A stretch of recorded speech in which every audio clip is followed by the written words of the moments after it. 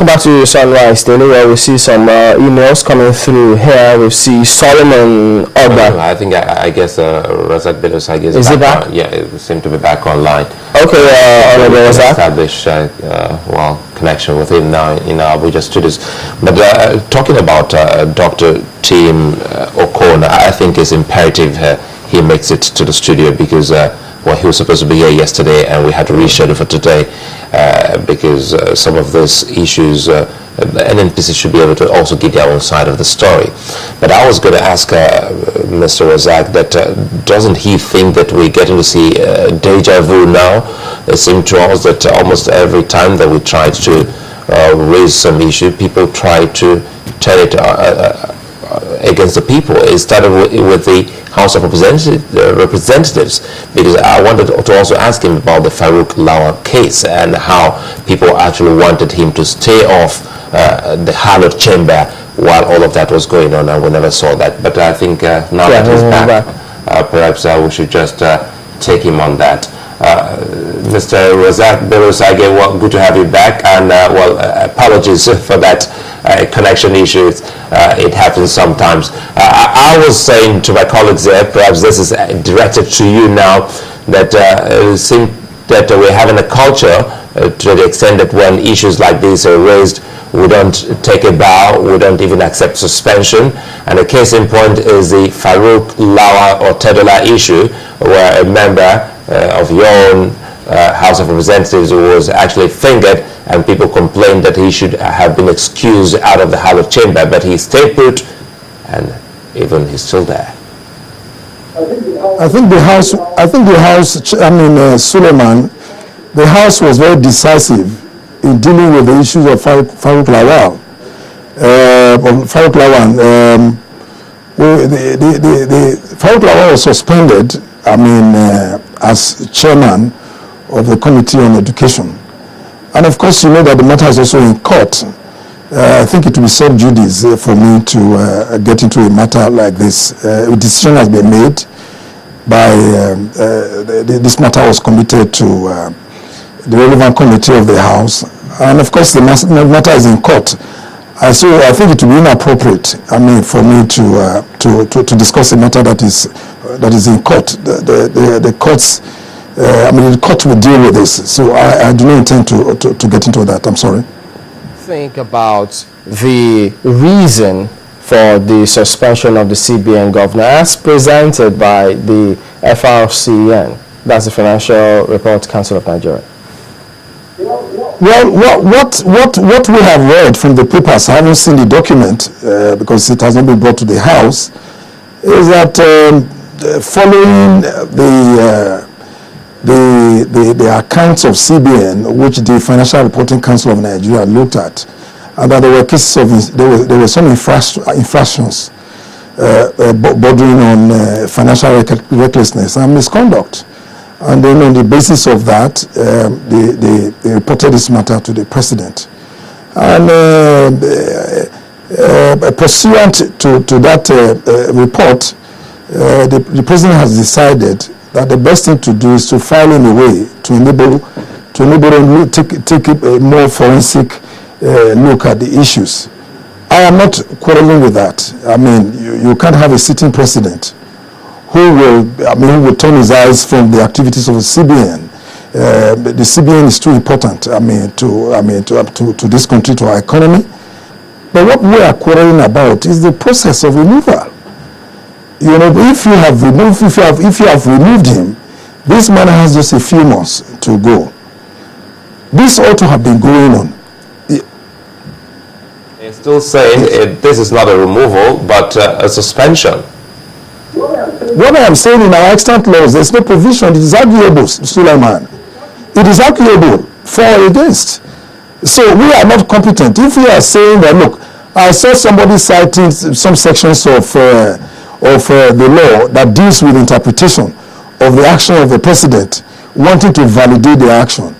If you have any reason to support the veracity of the claim, as to say, okay, this is what happened, and then the veracity of the claim of the presidency, then of course take him to court. That is what we are saying. there is nothing in our extant laws as we speak that supports the action of the president. Nothing. It is arguable. So let them go to court. If there are infractions and they have been established, let them go to court. So the question is, you do not have, there are no such provisions in the CBN Act that allows the president to say, okay, suspend him. There's no provision for suspension.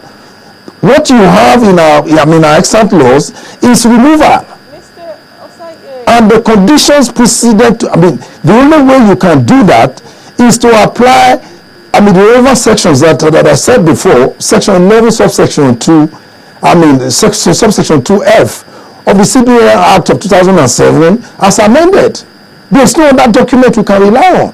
Honorable Osagie, you've already talked about taking him to court. If I may come in here, I don't know if you can hear me. Yes, good. Thank you. You've talked about taking the CBN governor to court if you have, grave allegations against him. But I'm trying to paint that picture. How do we take a sitting CBN governor to court? How does it, for fraud, for recklessness, for financial recklessness, what sort of picture is that? And he's still going to be occupying his seat? No. The point is this: if you have a report that was already, the president already have the report anyway. That is what we're saying. And with this report, this investigation we are talking about now ought to go on. The report, the investigation is ongoing. Ought to go on to be able to come up with issues that are solid enough to take him to court. That's what it is. So we haven't gone through that process. The question is, so jump. Honorable, how do you investigate somebody who is substantive? People say what is normal is that when people are being investigated, so they do not obstruct investigation, they step aside or they're suspended or they're asked to proceed on leave, compulsory leave. That happens in many quarters. Isn't that what has happened in this case? Well, it is unfortunate that the provisions of the relevant provision of a section of the CBN Act as presently constituted, which is the extant law that supports the president's position as we speak, there is nothing there to say that the president has powers, unless of course he's exercising his discretionary powers to do this. There is no law as we speak that supports it. None. There is none at all. So the president's powers to suspend. That section you quoted cannot be taken in isolation. Say again? Cannot be taken in isolation. Yes. You have to look at other adjoining sections, which you also pointed out when we were talking about. Look at C, look at D. You can check. So it is a mixed bag. When we find ourselves in this kind of situation, it becomes a case of a mixture of salad and amala. That's what it is. What if the president tomorrow submits a request to the Senate saying, I previously suspended him, but now, based on the allegations here, and perhaps if FRCN had concluded investigation, and then they attach all of the reports and findings of the FRCN and says, based on this, we like him to be removed as the CBN governor. What would your thoughts be if that were to be the case? If you have an overwhelming evidence against the CBN governor of certain infractions of some financial recklessness and misconduct following some actions or inactions of CBN that he was presiding over, of course, you will have no choice. The president will have no choice than, to submit this overwhelming evidence that will influence the decision making of the senators on the floor. And when you do that, maybe if the evidence is overwhelming enough and they see it, of course you are not in a position to say, okay, let us let us file in a way and consider. But one I can tell you that what we are seeing at the moment, or what we have seen at the moment, I have my doubts as to whether when we begin to consider the appointment of the new CBN governor, if this will pass. Because a lot of people find this process of removal, even in the House, even the Senate, as very offensive. I see it as very offensive. You see, because you're looking at three arms of government.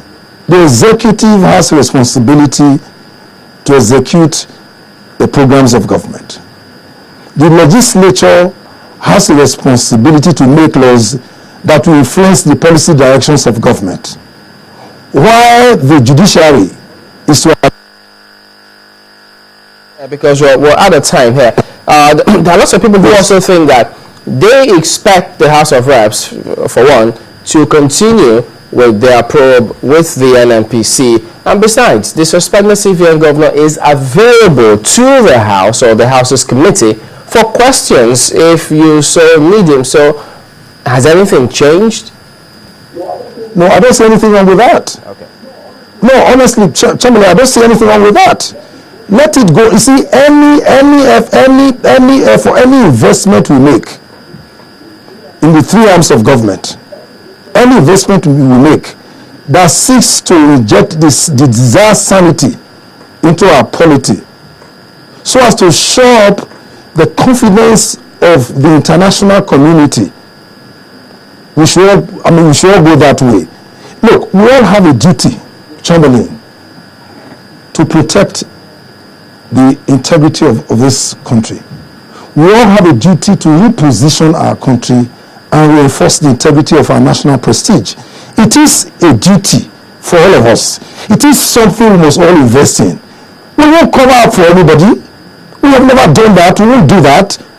Because, you see, I tell you, what we enjoy is the people's franchise. Honorable, that's what we enjoy. We're out of time. Thank you very much indeed for speaking with us today on Sunrise Daily. Honorable Razaq Bello Osagie is a member of the House of Representatives. He joined us from Abuja studios as we focused on the suspension of the CBN governor.